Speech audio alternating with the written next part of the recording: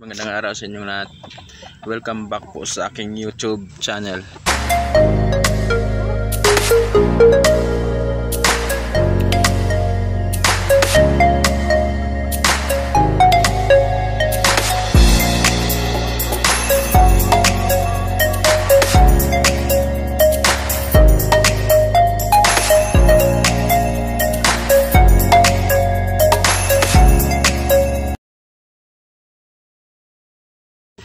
For today's video mga kabakard ay papasilip ko po sa inyo yung pumpkin natin na stags at saka yung inahin yan kabakard.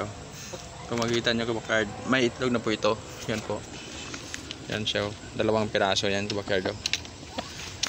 Yan. Yan. Ang ginawa po na yun natin kabakard nito, para healthy yung mga anak po nila, ay nag-priming po tayo,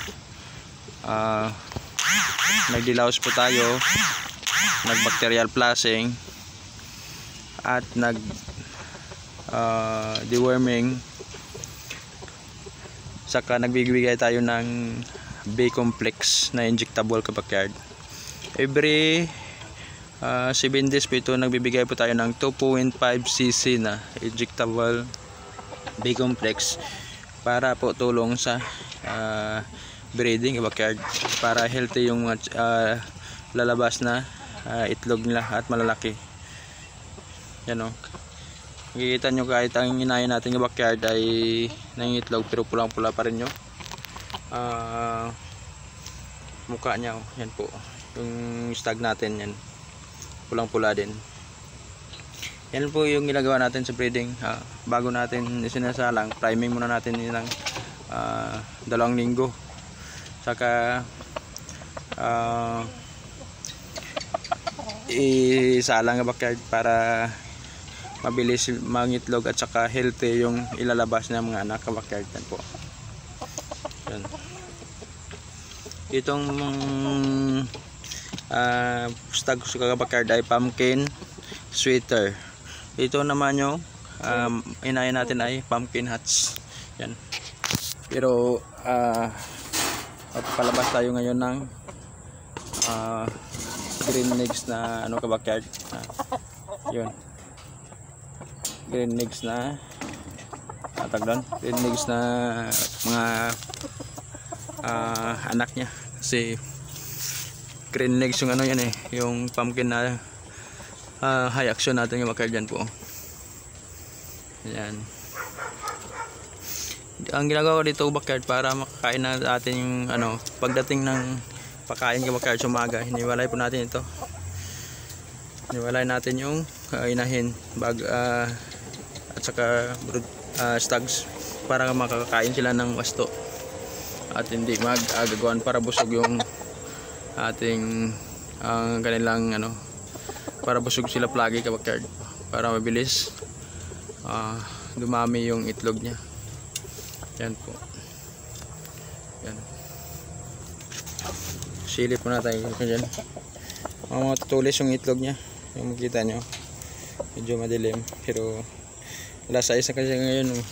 Alas 5 pasado na, kaya umakyat na sila sa kanilang hapunan kabakard. Yan po yung update dito sa pumpkin na binibreed natin kabakard at high action. Yan o. Kahit nangitlog yung bolto pa rin yung katawan niya. Makita mo sa likod niya kabakard. Bolto pa rin yung natin ay gawa ng B-complex. Yung B-complex talaga kabakard, ito yung tulong sa breeding. Ang purpose naman ng bacteria deworming, ito yung pagpupurga natin kabakard, para healthy yung ating mga inahin at stags. Sa naman sa bacterial flushing, ito naman yung antibacterial natin, na para maiwasan na magkasipon yung ating mga materials na isasalang sa breeding, para kung sakaling mangitlog sila ay tuloy-tuloy na po kabakard. Mahirap kasi kabakard pag nakasalang na tayo, saka magkasakit yung ating mga materials. hindi tayo makapagpalabas ng maganda at hihinto rin yung kanilang pag-itlog kabakyard. Yun po. Sunod na araw kabakyard, i-flex ko yung mga sisiw natin malaki na. Malalaman na natin yung lalaki at babae doon sa yung unang salang natin dito sa pumpkin hassle. Yung sa unang vlog ko may sinalang unang pumpkin hassle, malaki na kabakyard. Tapos sasilip ko sa pangalawang vlog ko. Yan lang po update yung sa breeding backyard ng pumpkin hats natin. Salamat po sa inyong suporta at panunod. God bless po sa lahat.